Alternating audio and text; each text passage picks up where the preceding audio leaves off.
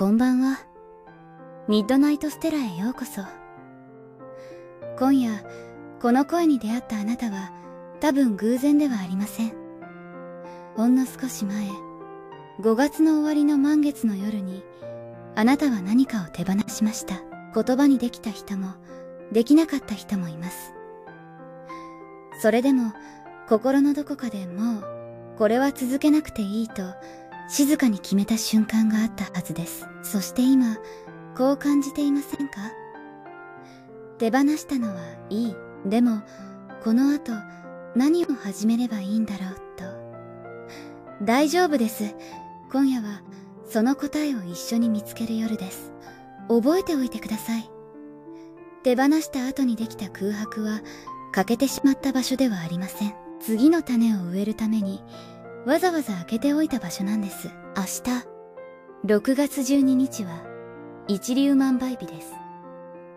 一粒の種が万倍の稲穂になる。そう言い伝えられてきた種まきの日です。新しく始めたことが何倍にも膨らんで帰ってくるとされる一日。でも、ここで一つだけ大切なことをお伝えします。一粒万倍日は何をまくかが決まっている人にとっての追い風の日です。種を持たないまま畑に立っても、風はただ通り過ぎていきます。だからこそ種をまく前の夜である今夜が明日と同じくらい大切なんです。このタイミングでこの動画にたどり着いたあなたはちょうどいい場所に立っています。思い出してみてください。満月の後、なんだか少しだけ心が軽くなったような、それでいて落ち着かないような不思議な感じはありませんでしたか？やるべきことが減ったはずなのに、なぜか手持ち無沙汰でそわそわする。ぽっかりと時間や気持ちに隙間ができたような感覚。それはあなたが本当に何かを手放せたというサインです。満月は満ちて、そしてこぼれる月いっぱいに満ちたものが自然と溢れて流れ出ていく。それが満月の手放しです。だから、もし今あなたが空白を感じているなら、それはうまくいっている証拠なんです。私たちは空白を怖いものだと思いがちです。予定が埋まっていないと不安になる。持っていたものがなくなると損をした気がする。でも、星の世界では空白の意味はまるで逆です。畑を思い浮かべてください。種をまくためには、まず土を耕して何もない状態にしなければなりません。前の作物が残ったままの土に、新しい種は根を張れないんです。あなたが満月で手放したのは、もういらなくなった作物。そして今、目の前にあるのは、綺麗に耕されたばかりの柔らかい土です。空白は終わりではありません。これから何でも始められる一番自由な状態なんです。ここで今夜一番大切なことをお伝えします。明日まく種の見つけ方は難しい場所にはありません。あなたが満月で手放したもののすぐ隣にあります。手放すという行為は、私はこれを大切にしたかったわけじゃないと気づくことです。ということは、その裏側に本当はこっちを大切にしたかったという気持ちが必ず隠れています。手放したものは、あなたが本当に望むものを指し示す矢印なんです。例えば、無理して続けていた人付き合いを手放したなら、本当に欲しかったのは、心から安心できる関係。頑張りすぎていた働き方を手放したなら、本当に欲しかったのは、自分をいたわる時間。明日まく種は、あなたの外側ではなく、手放したものの裏側に、もうあるんです。これが今夜の答えです。なぜこのタイミングなのか。幸運と成長を司る星。木星は今蟹座という場所にいます。蟹座は家庭や心の安心、自分の居場所を表す星座です。木星はおよそ12年に一度しかこの蟹座には来ません。そしてその木星が6月30日に蟹座を去ってしまいます。つまり今この時期にまく種は心が本当に安心できること、自分の居場所を作ることに一番大きな後押しがかかる最後の期間なんです。明日の一粒万倍日はその大切な仕上げの種まきの始まりの一日。覚えておいてください。12年に一度の追い風は待ってはくれません。でも今夜のあなたはちゃんと間に合っています。星の話なんて本当に関係あるの？そう思う気持ちもよくわかります。だから少しだけ現実的な話をさせてください。満月の前後に気持ちが揺れることは昔から世界中で語られてきました。月の満ち欠けはおよそ1ヶ月のリズムを作ります。そして私たちの心も貯めて手放してまた新しく始めるという波を繰り返しています。一粒万倍日のような暦も同じです。今日は始めるのにいい日だと思える日があると不思議といつもより前向きに一歩を踏み出せます。星や暦はあなたを支配するものではありません。あなたが行動を起こすための背中をそっと押してくれるきっかけなんです。信じる、信じないではなく、使うか使わないか。ただそれだけのことなんです。ではここからはあなた自身の話です。今夜少しだけ目を閉じて思い出してみてください。この1ヶ月であなたがもうやめようと思ったことは何でしたか？口に出した不満でも心の中でついたため息でも構いません。それはあなたがずっと自分の気持ちに蓋をしてきた場所かもしれません。これくらい我慢できる、みんなやっていることだから、そう言い聞かせて見ないふりをしてきたもの。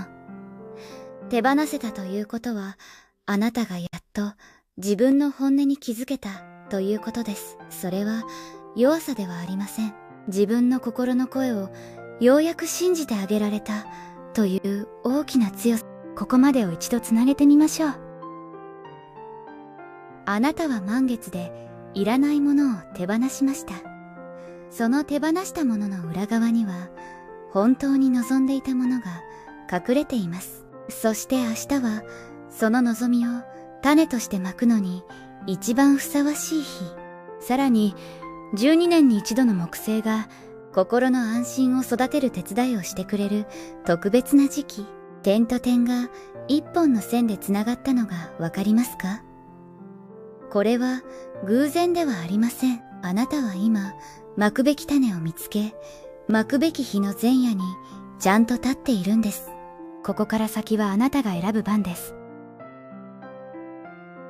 今夜紙とペンを用意できますか？スマートフォンのメモでも構いません。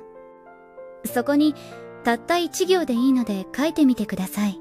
私が明日から始めたいことはこれです。うまく書こうとしなくて大丈夫です。綺麗な言葉も立派な目標もいりません。あなたの本音がそのまま種になります。そしてもう一つ、書いた後にこう付け加えてみてください。これを始めてもいい。許可を誰かにもらう必要はありません。あなたがあなた自身に許可を出してあげるんです。明日一粒万倍日にやることはとてもシンプルです。